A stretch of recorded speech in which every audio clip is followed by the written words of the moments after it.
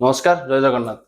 आम साथी बर्तमान अच्छा इलेक्शन बालिकुदार बीजेपी नेता शिवब्रत दास भाई को आम चैनल को स्वागत करुँच। जेहेतु भाई आमर द्वितीय अतिथि भाव में योगदान देते तेणु भाई को आम अशेष धन्यवाद देवाक चाहूँ एवं आमर कृतज्ञता ज्ञापन करुँ। अच्छा भल अच्छी तुम चैनल समस्त जिते सब्सक्राइबर आउ जो दर्शक बृंद समस्त को नमस्कार जनाऊँ। इलेक्शन बालिकुदार केमी डेभलपमेंट हम से विषय में आलोचना करिया बर्तमान। आम प्रथम क्वेश्चन रोचे जे आम जगतसिंहपुर जिले में अनेक समस्या रही जमीक बेरोजगारी रास्ता घाट आ भल स्वास्थ्य सुविधा ना ये जो सब समस्या को आप केमी देखुं कौन कले यार समाधान हो पार आउ कौन बेटर हो पार सरकार कौन कौन पदक्षेप ने जहाँफल कि आम आम लोक सब भले रे। समस्या खाली जगतसिंहपुर न सब अंचल अच्छी जी जिते उन्नति हम तार समस्या के सर ना पुणी पछक समस्या जागिरी हम किंतु निश्चित भाव जगतसिंहपुर जो प्रमुख समस्या भितर गोटे हूँ बेकारी समस्या आ गोटे जो कथा कहे स्वास्थ्य अवस्था तेणुक स्वास्थ्य अवस्था समस्या मुझे कहबी से आज समस्या नुह दीर्घ दिन समस्या डाक्तर मानकर अभाव ओडिशा रे आवश्यकता अनुसार डाक्तर नहांती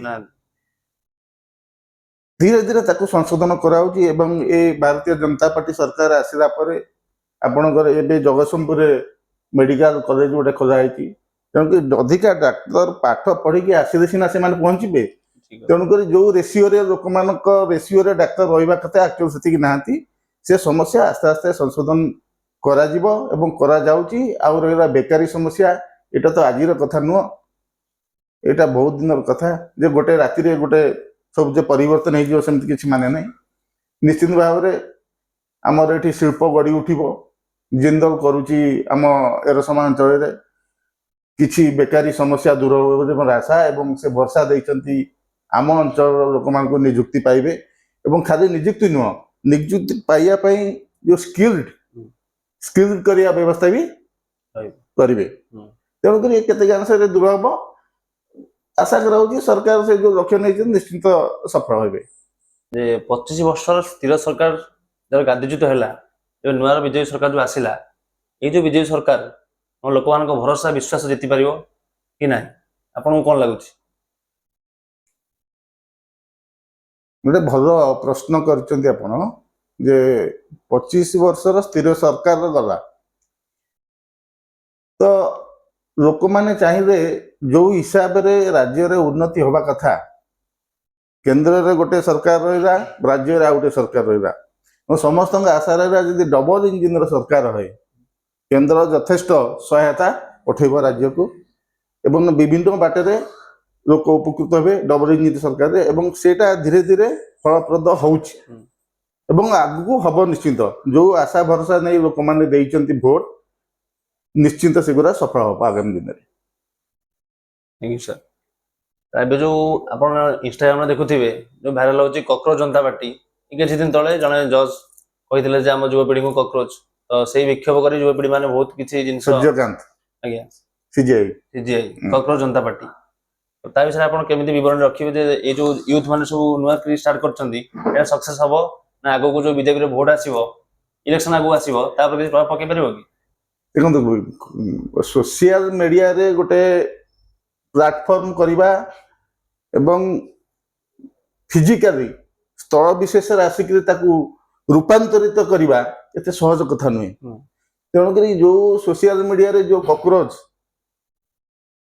बुद्धि पाउची ताकू स्थल अवस्था जो आसी दिल्ली रे कले कहीं से फलप्रद है नहीं तेणु यहाँ बहुत कष्टकर जिनस देखा जाऊ कौन हो कौन सब चिंताधारा को बाट दे जी कहीं मोर आशा नहीं जे सोशल मीडिया टाक आम घर बस सोशल मीडिया जॉइन कर दे तो आमको सेठी सागर जोग देवाई जा पड़ो दिल्ली जा पड़ो महाराष्ट्र जा पड़ो तेणुक स्थल विशेष से जिनस संभव नुहे थ्रू आउट इंडिया से बाहर स्टेट कंट्री भी अच्छा बांग्लादेश अच्छा पाकिस्तान वाला भी अच्छा एम सब विभिन्न आड़ू अच्छा इंस्टाग्राम जो जॉइन कर किसी असुविधा नुहे कि स्थल विशेष कार्यकारी करिया टू डिफिकल्ट मोर आशा से एते फलप्रद हम नहीं। ତ ବାରମ୍ବାର ସାର୍ ବିଭିନ୍ନ ପ୍ରଶ୍ନପତ୍ର ଲିକ୍ ହେଉଛି। ଏ ଆପଣ ନ୍ୟୁଜ୍ ଦେଖିଥିବେ ଯେ ବହୁତ ପ୍ରଶ୍ନପତ୍ର ଲିକ୍ ହେଉଛି, ଯାହାଫଳରେ କି ମାନେ ଯୁବପିଢ଼ିଙ୍କର କ୍ୟାରିୟର ସହ ଖେଳା ଯାଉଛି। ଏଇଟା କେତେ ଦୂର ଠିକ୍ ଯେ ପ୍ରଶ୍ନପତ୍ର କଣ ଆମେ ଏତେ ଆମର ସିଷ୍ଟମ ଏତେ ୱିକ୍ ଯେ ପ୍ରଶ୍ନପତ୍ର ଗୋଟେ ସମୟ ରଖିପାରୁନି? ବଢିଆ ସୁନ୍ଦର କଥା। ପ୍ରଶ୍ନପତ୍ର ଲିକ୍ ହବା ଆମର ଭାରତର ସମସ୍ତ ଯୁବ ସମାଜ ପାଇଁ ନିଶ୍ଚିନ୍ତ ଭାବେ ଏଇଟା ଗୋଟେ ଧୋକା କହିବା ଅତ୍ୟୁକ୍ତି ହବ ନାହିଁ। ଏଇଟା ଆମେ ଦୁଃଖିତ, ସମସ୍ତେ ଦୁଃଖିତ, ସରକାର ବି ସେଥିପାଇଁ ଦୁଃଖିତ। ତାର ଗୋଟେ କଥା ହେଲା ସେ ଯୋଉ ଇନଫ୍ରାଷ୍ଟ୍ରକ୍ଚରଟା, ସେ ଇନଫ୍ରାଷ୍ଟ୍ରକ୍ଚରଟା ତ ଆଜି ହେଇନାହିଁ, ଦୀର୍ଘ ଦିନରୁ ସେ ଇନଫ୍ରାଷ୍ଟ୍ରକ୍ଚରଟା ଅଛି। ତା ଦେହରେ ପରିବର୍ତ୍ତନ ଧୀରେ ଧୀରେ କରାହଉଛି। ଆଗରୁ ଲିକ୍ ହଉନଥିଲା ଯେ ନୁହଁ, ଆଗରୁ ବହୁତ ଥର ଲିକ୍ ହେଇଛି ଏବଂ ବହୁତ ଥର ଲିକ୍ ହୁଏ, ଧରା ବି ପଡେନି, ଜଣା ବି ପଡେନି। ଯୋଉଟା ଏଥର ଜଣା ପଡୁଛି, ଏଥର ଜଣା ପଡିଲାରୁ ଆପଣ ମାନେ ଜାଣିଲେ ଯେ ଲିକ୍ ହେଲା। ଯଦି ଲିକ୍ ହେଇକି ଜଣା ନ ପଡିବ ତ ସେଥିପାଇଁ ମୁଁ ଆମର ଯିଏ ମାନ୍ୟବର ମନ୍ତ୍ରୀ ଧର୍ମେନ୍ଦ୍ର ପ୍ରଧାନ ଅଛନ୍ତି, ସେ ବି ବହୁତ ଦୁଃଖ ପ୍ରକାଶ କରିଛନ୍ତି ଏବଂ ଯୋଉ ଇନଫ୍ରାଷ୍ଟ୍ରକ୍ଚରଟା ଅତୀତରୁ ଚାଲି ଆସିଥିଲା ତାକୁ ମୋଡିଫାଏ କରି କେମିତି ଆଗାମୀ ଦିନରେ ଏ ଯୁବ ସମାଜକୁ ଏମିତି ଧୋକା ଦିଆ ନଯିବ ସେଥିପାଇଁ ସେ ସବୁ ପ୍ରକାର ତାର ବ୍ୟବସ୍ଥା କରିଛନ୍ତି। ଏଇ ଯୋଉ କିଛି ଦିନ ତଳେ ଆମ ଓଡିଶାରେ ଏଇ ଯୋଉ ଏଥର ଇଣ୍ଟରନେଟ ମାଇଲେ ଆସୁଛି ଯେ ପାଖାପାଖି 10,000 ଲୋକ ଚାଷୀ ସୁସାଇଡ୍ କରୁଛନ୍ତି। ଇଣ୍ଟରନେଟରେ ଡାଟା ଅଛି ଯେ 10,000 ଲୋକ ସୁସାଇଡ୍ କରୁଛନ୍ତି ପ୍ରତି ବର୍ଷ ଆମ ଜଗତସିଂହପୁର ଜିଲ୍ଲାରେ, ଆମ ଓଡିଶାରେ। ତ ଆମର କଣ କଲେ ଚାଷୀମାନେ ଉପକୃତ ହେବେ? ଆଦାନୀ ଅମ୍ବାନୀ ଭଳି ଶିଳ୍ପପତିଙ୍କୁ 1 ଟଙ୍କାରେ ଜମି ଲିଜ୍ ଦିଆଯାଉଛି, କିନ୍ତୁ ଚାଷୀମାନଙ୍କ ପାଇଁ ସେତିକି କିଛି ଜିନିଷ ମିଳୁନି। ସେଥିପାଇଁ ସେମାନେ ଆତ୍ମହତ୍ୟା କରିବାକୁ ମଧ୍ୟ ପଛଘୁଞ୍ଚା ଦେଉନାହାନ୍ତି। 10,000 ଚାଷୀ ଆତ୍ମହତ୍ୟା କରିବାଟା କାଇଁ ମୁଁ ଶୁଣିନି। ଚାଷୀ ଆତ୍ମହତ୍ୟା କରିଛନ୍ତି, ଆଜ୍ଞା, ତାର ନଜିର ଅଛି, କରିଛନ୍ତି। କିନ୍ତୁ ଏ ସରକାର ଯୋଉ ଭାରତୀୟ ଜନତା ପାର୍ଟିର ସରକାର ଅଛି, କେନ୍ଦ୍ରରେ ଅଛି, ରାଜ୍ୟରେ ଅଛି, ଆମର ପ୍ରିୟ ନରେନ୍ଦ୍ର ମୋଦୀ ହୁଅନ୍ତୁ, ଆମର ମୋହନ ମାଝୀ ହୁଅନ୍ତୁ, ମାନ୍ୟବର ମନ୍ତ୍ରୀ, ସମସ୍ତେ ଚାଷୀ ମାନଙ୍କ ପାଇଁ ବ୍ୟାକୁଳ, ଚାଷୀ କୂଳ ପାଇଁ। କାହିଁକି ନା ସେ ଯୋଉ କଥା ଦେଇଥିଲେ ଧାନର ରେଟ୍, ଆପଣ ଦେଖନ୍ତୁ ଅତୀତ ଦିନରେ ଗୋଟେ ଚାଷୀ କେତେ କଷ୍ଟରେ ଧାନ କହିକି 2,200 ଟଙ୍କା ପାଉଥିଲା, ବର୍ତ୍ତମାନ ସେ ପାଇଲା 3,100 ଟଙ୍କା, ଆହୁରି 900 ଟଙ୍କା ତାଙ୍କୁ ଅଧିକ ମିଳିଲା, ଯୋଉଟା କି ରାଜ୍ୟ ସରକାର ନିଜେ ଦଉଛନ୍ତି, ଯୋଉ କଥା ଦେଇଥିଲେ ସିଏ। ଏବଂ ମହିଳା ମାନଙ୍କୁ ସ୍ୱାବଲମ୍ବୀ କରିବା ପାଇଁ ଯୋଉ କଥା ଦେଇଥିଲେ ସୁଭଦ୍ରା ଯୋଜନାରେ, ଆପଣ ମାନେ ଜାଣିଛନ୍ତି ପ୍ରତ୍ୟେକ ମହିଳା ମାନଙ୍କ ଆକାଉଣ୍ଟକୁ ପଇସା ଆସୁଛି। ତ ବଡ ଜିନିଷ ହେଲା, ଆ ପୂର୍ବରୁ କାଳିଆ ଯୋଜନା ଚାଲୁଥିଲା। କାଳିଆ ଯୋଜନା ସମୟରେ ବହୁତ ଲୋକ ପାଉଥିଲେ, କିଛି ଲୋକଙ୍କର କଟି ଯାଉଥିଲା, କିଛି ଲୋକ ବୁଲୁଥିଲେ ଭାଇ କେମିତି ହବ, କୋଉଠି ହବ, ଆମେ ଜାଣିପାରୁନୁ କାଳିଆ ଯୋଜନା କୋଉଠି ହଉଛି। କିନ୍ତୁ ଏଠି ଏ ସରକାର ସ୍ୱଚ୍ଛତା ଦେଖ, ନିଜେ ଉପମୁଖ୍ୟମନ୍ତ୍ରୀ ଶ୍ରୀମତୀ ପ୍ରଭାତୀ ପରିଡା ପ୍ରତି ସମୟରେ ଆସି ଲୋକଙ୍କୁ କହୁଛନ୍ତି ଯେ ମା ମାନଙ୍କୁ କହୁଛନ୍ତି ଦେଖନ୍ତୁ ଏଥର ଏତିକି ହେଲା, ଆଉ ଏତିକି ଭଉଣୀ ମାନେ ରହିଗଲେ, ଯୋଉମାନେ ରହିଯାଇଛନ୍ତି ତାଙ୍କର ଏଇ ଫଲ୍ଟ ଯୋଗୁଁ ରହିଯାଇଛନ୍ତି, ତାଙ୍କର ଏଇ ଭୁଲ ଯୋଗୁଁ ରହିଛନ୍ତି, ସେମାନେ ନିକଟସ୍ଥ ଏଇ ଯୋଉ ଆଧାର କେନ୍ଦ୍ରକୁ ଯାଇ ତାକୁ ସଂଶୋଧନ କରନ୍ତୁ, ଆମେ ତାକୁ ଦେଇଦେବୁ। ଏମିତି ଅତୀତରେ ହଉଥିଲା, ଦେଖିଛନ୍ତି? କାଳିଆ ଯୋଜନାରେ ସରକାର କହୁଥିଲେ କି ଭାଇ ଯୋଉମାନଙ୍କର କଟିଗଲା, ତମର ଏଇ ଭୁଲ ଯୋଗୁଁ କଟି ଯାଇଛି, ତମେ ଏଇ ଅଫିସରେ ଯାଇ ପହଞ୍ଚିକି ଏଇ କାଗଜ ଦିଅ, ତମର ହେଇଯିବ, କହୁଥିଲେ କି? କିନ୍ତୁ ଏଇଟା ଗୋଟେ ସ୍ୱଚ୍ଛତାର ନିଦର୍ଶନ ଯେ ନିଜେ ଉପମୁଖ୍ୟମନ୍ତ୍ରୀ ଆସି ରାଜ୍ୟର ମା ଭଉଣୀ ମାନଙ୍କୁ ଜଣାଉଛନ୍ତି ଯେ ଆପଣ ମାନଙ୍କର ଯାହାର କଟି ଯାଇଛି ଆମେ କାଟିନୁ, ଆପଣଙ୍କର ଏଇ ଭୁଲ ଯୁଗରୁ କଟି ଯାଇଛି, ଆପଣ ଏଇ ଜିନିଷଟାକୁ ସଂଶୋଧନ କରିଦେବେ, ଆପଣ ମାନେ ପାଇବେ। ଏଇଟା ହଉଛି ନା ନାଇଁ? ତେଣୁକରି ଏଇଟା ଗୋଟେ ଟ୍ରାନ୍ସପରେନ୍ସି ଯୋଉଟା କି ଅତୀତରେ ନଥିଲା।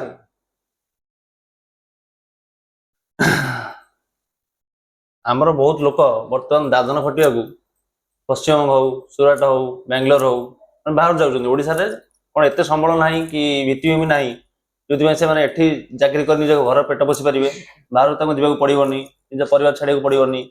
ଏଇଟା ସମସ୍ୟାଟା ବହୁତ ଦିନ ହେଲା ଆସୁଛି, ଏହା ଦୂର ହବ କିପରି? ଦାଦନ ସେ ଯୋଉ ସମସ୍ୟାଟା ଆଜିର ନୁହେଁ, ଏଇଟା ଦୀର୍ଘ ଦିନର ସମସ୍ୟା। ମାନେ ଦୀର୍ଘ ଦିନ ମାନେ 10-5 ବର୍ଷର ସମସ୍ୟା ନୁହେଁ, ଇଏ ବୋଧେ 50 ବର୍ଷର 100 ବର୍ଷର ସମସ୍ୟା। ଯେତେବେଳେ ଓଡ଼ିଶା ଅନଗ୍ରସର ଥିଲା, ଲୋକମାନେ ରୋଜଗାର ପାଉନଥିଲେ, ସେମାନେ ଖଟିବା ପାଇଁ ଯାଉଥିଲେ। କାଲକାଟାରେ ଝୁଟ ମିଲ୍ ଥିଲା, ସୁରଟରେ ମିଲ୍, ଏଇସବୁ ଜିନିଷ, ଚେନ୍ନାଇ ମାଡ୍ରାସ ଯାଉଥିଲେ, ବମ୍ବେ ଯାଉଥିଲେ, ଏଇସବୁ ଜାଗାକୁ ସେମାନେ ଯାଉଥିଲେ। ସେ କଥାଟାକୁ ଅସ୍ୱୀକାର କରିହଉନି, କିନ୍ତୁ ରେସିଓ ଦେଖିଗଲା ବେଳକୁ ସେତେବେଳେ ଯେତିକି ଲୋକ ଯାଉଥିଲେ ନିଶ୍ଚିନ୍ତ ଏବେ ବହୁତ କମିଗଲେଣି। ଏବେ ବହୁତ କମିଗଲେଣି। ଏବେ ଆମେ ଦେଖୁଛେ ଆମ ଅଞ୍ଚଳରେ ଦାଦନ ଖଟିବା ପାଇଁ ବୋଧେ ପଶ୍ଚିମବଙ୍ଗରୁ ଆସୁଛନ୍ତି, କାରଣ ଧାନ ରୁଆ ସମୟରେ କୋଉଠୁ ଲୋକ ଆସୁଛନ୍ତି? ପଶ୍ଚିମବଙ୍ଗ ପ୍ରାୟ ଆସୁଛନ୍ତି।